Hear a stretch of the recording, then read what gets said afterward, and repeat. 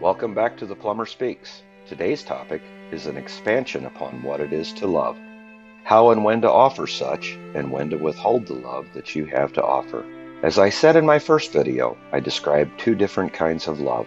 The love for the greater doing for the lesser, with no expectation of receiving anything in return.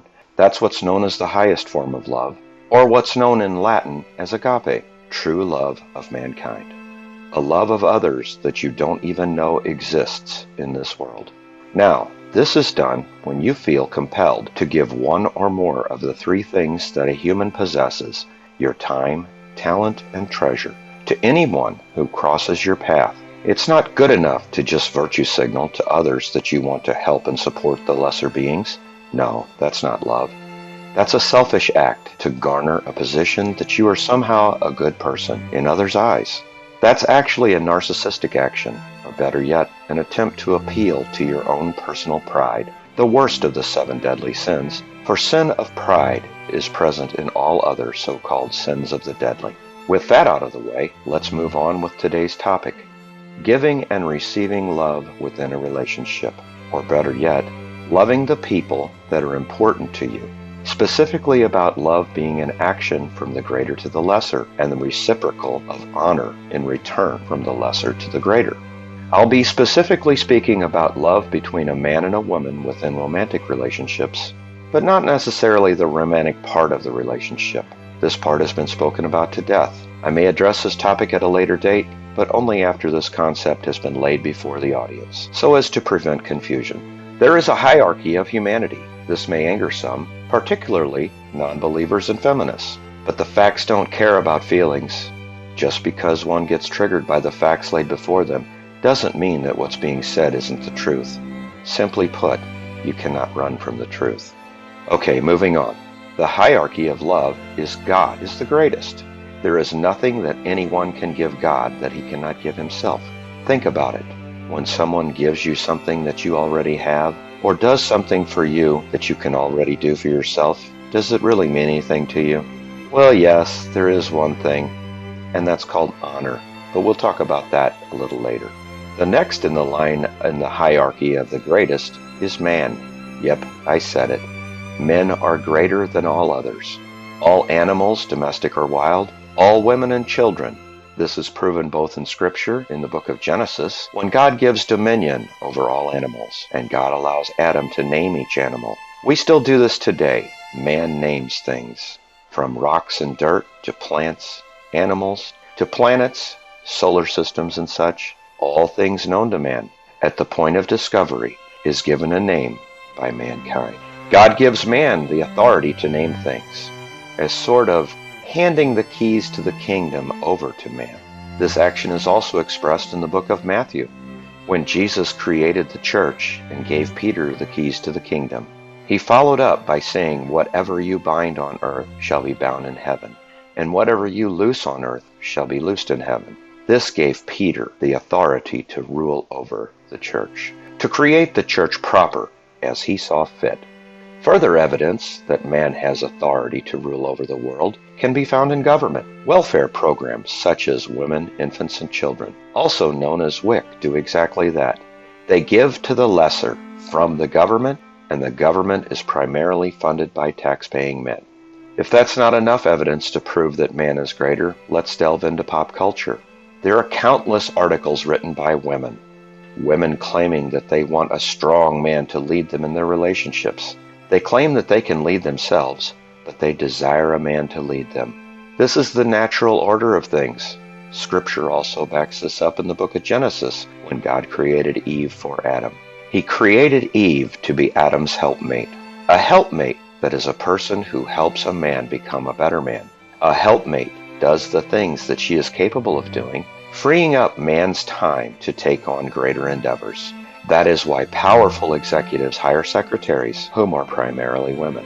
Women find these jobs satisfying, being told what to do, which is always less intellectually important than what the executive is capable of doing.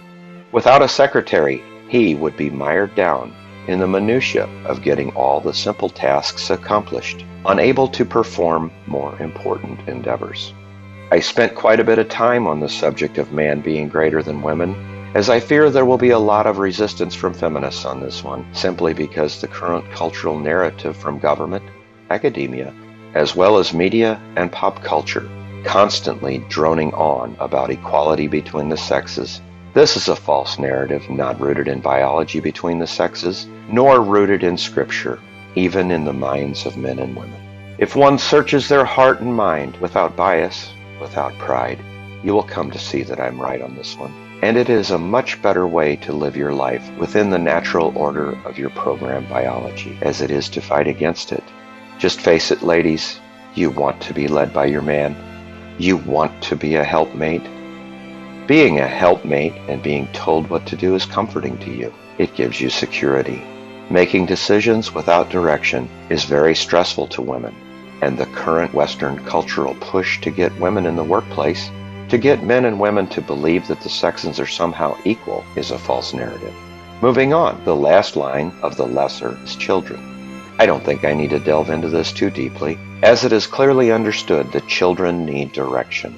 Needing direction from parents, teachers, and society as a whole is clearly understood, to both train the children what is required of them to do to be a productive, well-balanced adults in the future.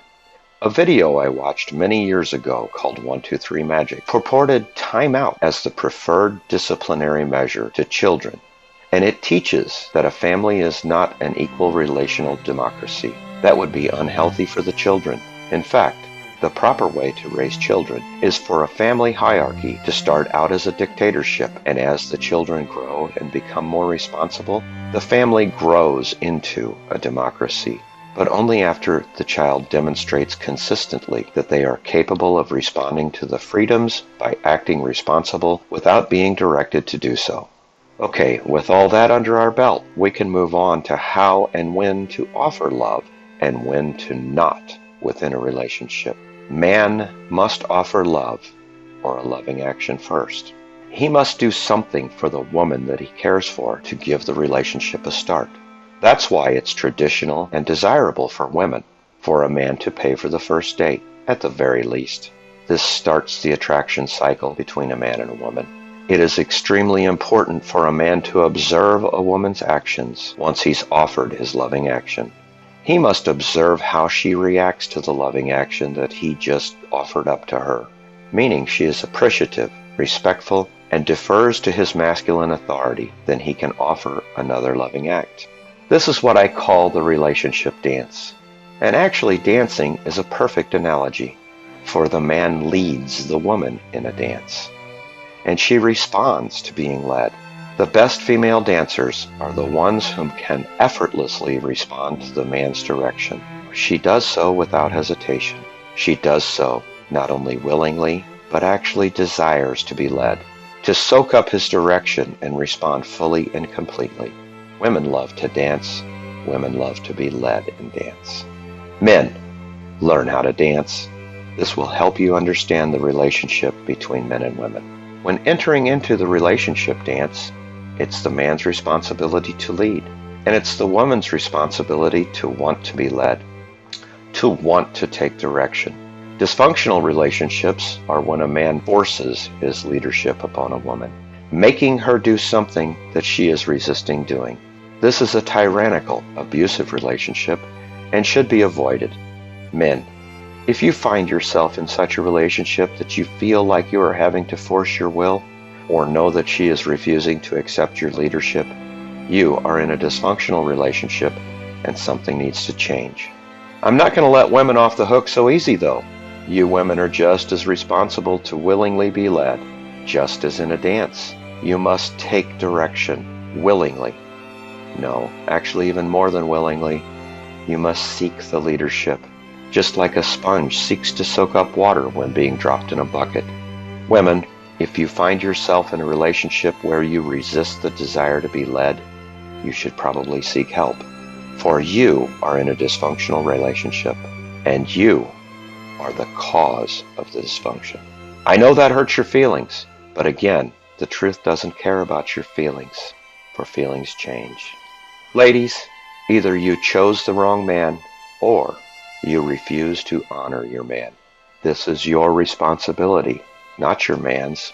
You must control your feelings, or at least understand that feelings are fleeting, and secure in the fact that feelings change, or those feelings will pass. You must fight your desire to satiate your current feelings. If you've committed to a man and are in a relationship with a man, especially if there are children as a result of that relationship, your feelings no longer matter. It is your responsibility to your children's well-being to maintain your desire to be led by your man. Now, back to men. Always monitor how your woman responds to your loving action. Very early in the relationship, watch her actions. She may speak the words of love to you, but don't let those words sway you unless her actions are backing them up. Tell a woman no when she asks for something. See how she reacts. Does she reject your no and rebel against you? Or does she accept the no and move on?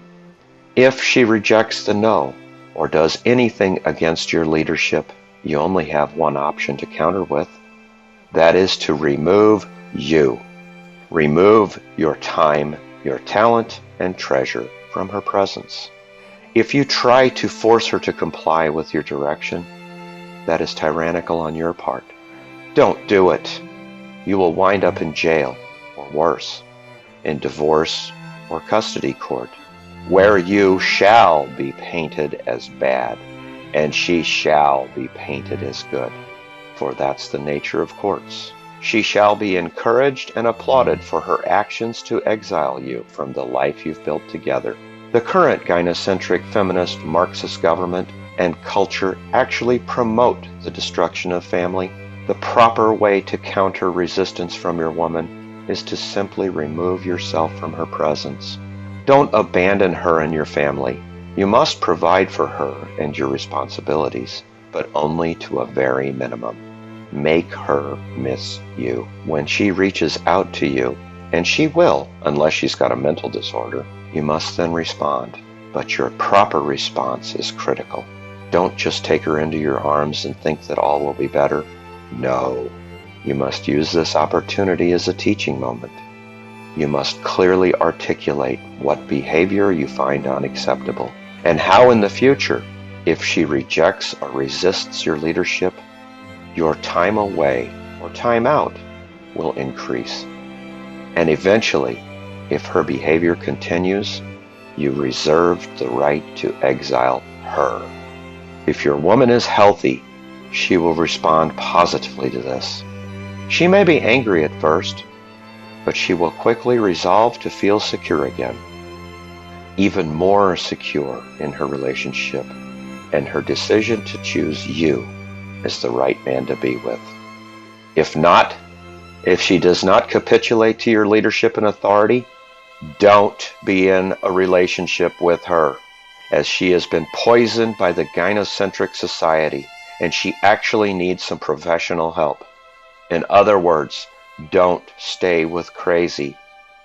And that's what she actually is, crazy. Okay, that's enough for today's thoughts. I hope you can appreciate what I've presented today and implement these concepts into your life, as these concepts are a natural way to order your life to become a better man. Don't forget to subscribe, like, and share if you find value in this video. Your comments are also welcome. Be well, and God bless.